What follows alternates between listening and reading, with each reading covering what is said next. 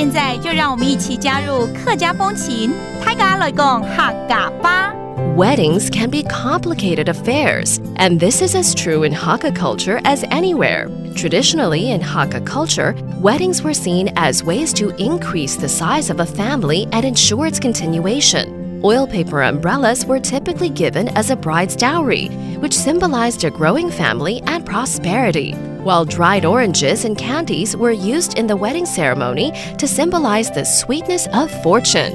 At the same time, the grooms would go through intricate engagements with many rounds of gift-giving. On top of it all, there were also regional differences in Taiwan between the North and the South. Yo, it's time for a talk about Hakka on ICRT. Hello， 大家好，我係阿邊個 Leo。Hello， 你好，大家好，我係 Joseph 林。其實最近我又在研究這個客家的婚禮，是不是很多習俗？你要結婚了？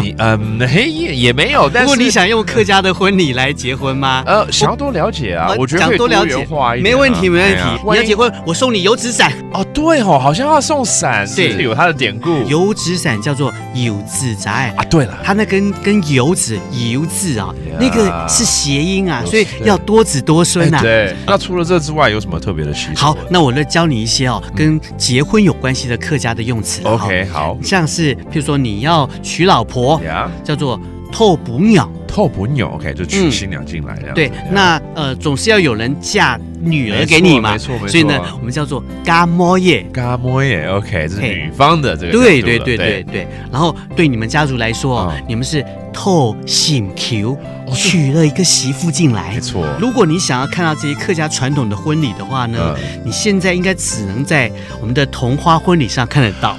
現在每年就是很多的單位啊，都會辦這個桐花婚禮，希望在這個桐花樹這麼浪漫的一個儀式之下呢，就讓這對新人能夠百年好合。了解。不過都在說我按你呢 ，Leo， 你結婚了嗎？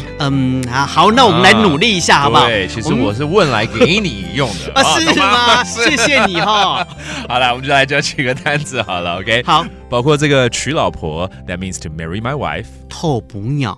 透補鳥 ，and then from the wife side, marrying into a family 叫嫁進去，叫做家摩耶。家摩耶 ，and then from the husband side, 透新球。透新球。